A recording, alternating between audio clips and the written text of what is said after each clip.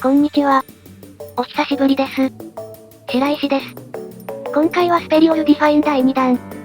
前回は簡単に中身をサーチできましたが、今回からはガチランダム。一体何が当たるのでしょうか。それでは早速箱を開封していきましょう。はい。こちらが今回開封するスペリオルディファインになります。気になる中身は何でしょうか。個人的にはゴッドガンダムが欲しいところなのですが、これは、武者ゼータガンダムや。いやー、武者ゼータか。武者ゼータはかなりかっこいいのですが、作成難易度が高そうだな。それでは当たった武者ゼータを袋から出していきましょう。武者ゼータのランナーは3枚。ランナーから取り外されているパーツが3つ。これらが入っていました。前回のウィングガンダムと比べると内容物のボリュームがないですね。これは狙った中身を店頭で見つけるのは難しそうです。確実に狙ったものが欲しいのであれば箱買いが正解かもしれません。はい。それでは当たった武者ゼータガンダムを組み立てていきます。組み立てに使用した道具は、タミヤの薄葉ニッパー。このニッパーでパーツを切り取りつつ、後からバラバラにしやすいように、パーツに切れ込みを入れながら組み立てていきます。それにしてもこの武者ゼータガンダム、パーツがかなり細かく、とても組み立てづらいです。特に足に取り付ける炎のようなパーツが細かくて、ランナーからパーツを切り取る際に弾け飛んだら大変な事態になってしまいます。もう見つかりませんよこれ。と。非常に細かいパーツが多いので、注意して慎重に組み立てていきましょう。はい。武者ゼータガンダムの組み立てが終了しました。これは、かっこいいじゃない。やっぱり武者ガンダムってかっこいいし、ロマンがありますよね。次のスペリオルディファインは、ナイトガンダムと武者ガンダムだけでもいいかなと、思ったり思わなかったり。さて、このままでも十分にかっこいい武者ゼータガンダムですが、各部の合わせ目と、単色なのがかなり気になります。そこで、武者ゼータガンダムに改造と塗装を行い、パッケージのようなかっこいい状態に仕上げていきたいと思います。それでは武者ゼータガンダムの改造を始めていきたいと思います。まずは武者ゼータガンダムの各部にある合わせ目を消していきます。合わせ目消しに使用する道具は、クレオスの流し込み接着剤。この接着剤を合わせ目部分に流し込み、接着剤がプラスチックを溶かすのを40秒程度待ちます。少々時間を置いたら、パーツ同士を思いっきり貼り合わせます。この時、パーツの合わせ目から溶けたプラスチックがムニッとはみ出てきたら、合わせ目消しは大体成功したと思います。さて、合わせ目からはみ出たプラスチックを乾燥させるとこのようになります。接着剤は最低でも1日置いてしっかり乾燥させましょう。接着剤が乾燥したら、合わせ目からはみ出ているプラスチックを削り取っていきます。まずは彫刻刀を使用して、はみ出ているプラスチックを大まかに取り除きます。彫刻刀を使用して大まかにプラスチックを取り除くことができたら、デザインナイフを使用して、パーツに残っているプラスチックをきれいに取り除きます。武者ゼータガンダムのパーツは小さく複雑なので、ヤスリは使用しないで、デザインナイフのみでパーツをきれいに仕上げます。カンナ掛けをするだけでも結構パーツがきれいになってくれますよ。さて、この作業を残りの合わせ目がある部分すべてに行えば、合わせ目消しは完了になります。続いて、武者ゼータガンダムの各部にあるモールドを彫り直していきます。まずはじめに、デザインナイフを使用して、パーツのモールドに沿って、軽く傷をつけていきます。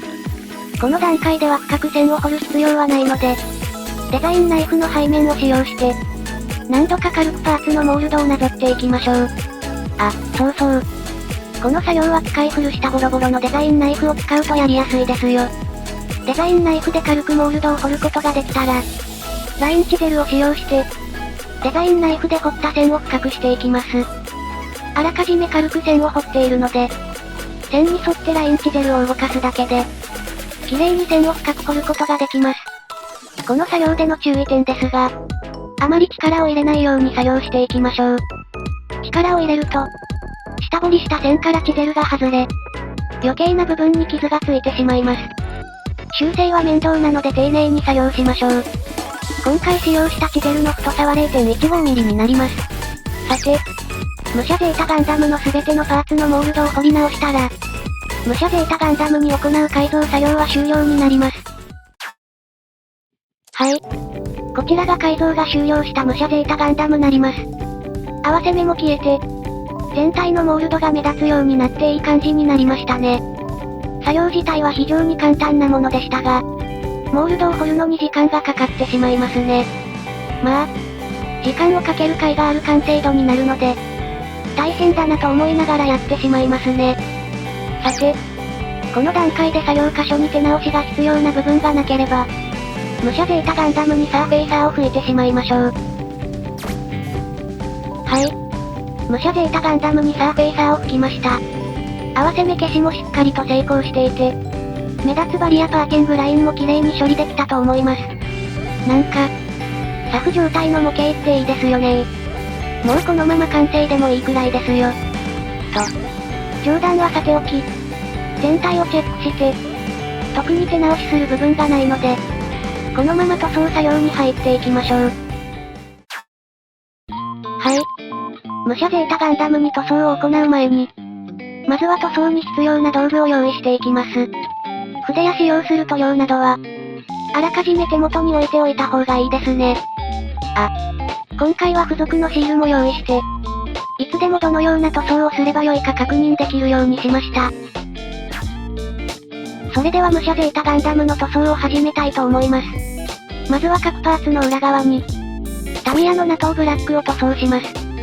この塗装は、パーツの裏を黒く塗ることで、奥行きや立体感を出すことができます。お手軽で効果抜群なので、ぜひやっておきたい塗装ですね。続いて白色の塗装を行います。この塗装に使用した塗料は、シタデルカラーベース、コラックスホワイトです。この塗料は白色なのにもかかわらず、隠蔽力が抜群に高いので、筆で白色を塗装する際にはマストな塗料だと個人的には思っています。続いて青色の塗装を行います。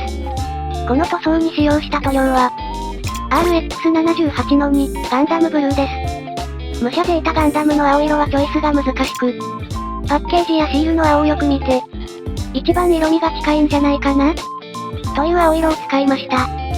もうちょっとパステル色が効いた青が良かったかな。続いて赤色の塗装を行います。この塗装に使用した塗料は、クレオスのモンザレット。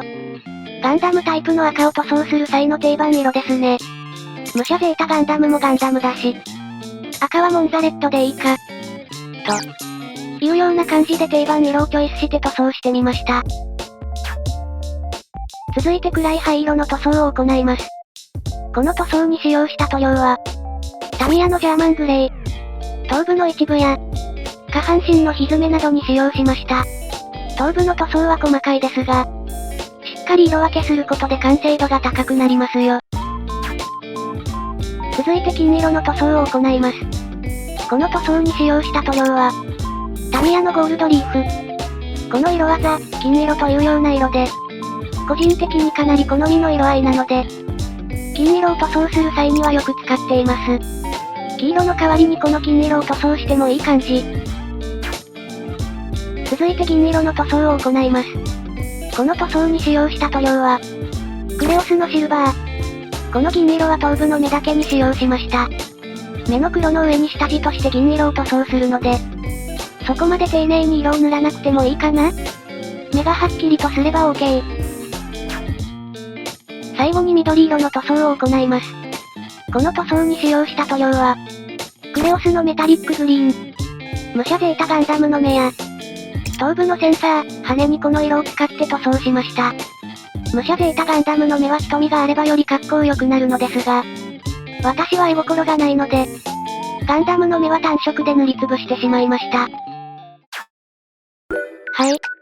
武者ゼータガンダムの塗装が終了しました。すべてのパーツに塗装を行い、余計なところにはみ出た塗料のリタッチなどを済ませたら、この段階で一度光沢のトップコートを軽く塗布します。光沢のトップコートを拭くことで、この後の墨入れ作業がかなり楽になるんですよね。それでは、トップコートを吹いた武者ゼータガンダムに墨入れを行っていきます。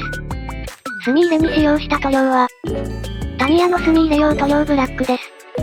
本体の色が結構派手な武者ゼータガンダムには、濃い色の墨入れ塗料がバッチリ合うと思うので、真っ黒の塗料をチョイスして墨入れをしてみました。墨入れをして、塗装した塗料が乾燥したら、綿棒とエナメル溶剤を使用して、パーツのモールドからはみ出ている余分な塗料を拭き取っていきます。この拭き取り作業の注意点なのですが、あまり力を入れてパーツを擦らないように注意して作業しましょう。トップコートを軽くしか塗布していないので、力を入れてパーツを擦ると角の部分から塗装が剥げて、もう一度塗装をやり直す羽目になってしまいます。そうなったら非常に面倒くさいので、墨入れ塗料を拭き取る際は、優しく丁寧に作業しましょう。はい。武者ゼータガンダムの塗装作業が全て終了したので、最後の仕上げとして、武者ゼータガンダムが持っている弓の糸を作りたいと思います。弓の糸は端材のランナーを使って作りたいと思います。適当に用意したランナーをライターで炙り、プラスチックが溶けて柔らかくなったところを引っ張り、細いプラスチックの棒を作ります。この伸ばしたランナーの一番細い部分を切り出し、武者ゼータガンダムの弓に接着していきます。さて、肝心の接着作業なのですが、細かすぎて撮影しながら作業できなかったので、写真でお許しください。伸ばしランナーをピンセットでつまみ、瞬間接着剤を使用して、弓に伸ばしランナーを接着しました。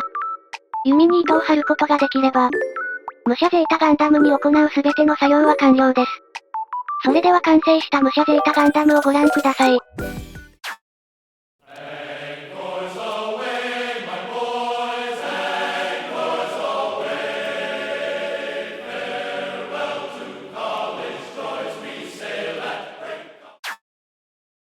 はい。こちらが完成したスペリオルディファイン。武者ゼータガンダムになります。これは、めっちゃかっこいいじゃない。武者ガンダムは造形が複雑で、作るのに少し苦労しましたが、ここまで格好良くなるのであれば、苦労も報われますね。さて、ここで手を加えている武者ゼータガンダムと、何も手を加えていない武者ゼータガンダムを比較してみたいと思います。はい。作業前後の武者ゼータガンダムを並べてみました。こうしてみると、やっぱり色はついていた方がいいと感じますね。さて、それでは今回の作業での反省点なのですが、特にありませんでした。細かいパーツが弾け飛んでなくなりかけるというトラブルこそありましたが、パーツが破損するなどの決定的なトラブルが発生することなく、無事に作業を終えることができました。もし、これから武者ゼータガンダムを作るよ、という方は、足先についている炎のようなパーツは必ず分けて、目につくところに保管してください。このパーツはマジでなくしますよ。ということで今回はここまで。最後まで動画をご視聴いただきありがとうございました。スペリオルディファインのシリーズは全て動画にして投稿していく予定なので、チャンネル登録をして続きをお待ちいただければ幸いです。では、さよなら。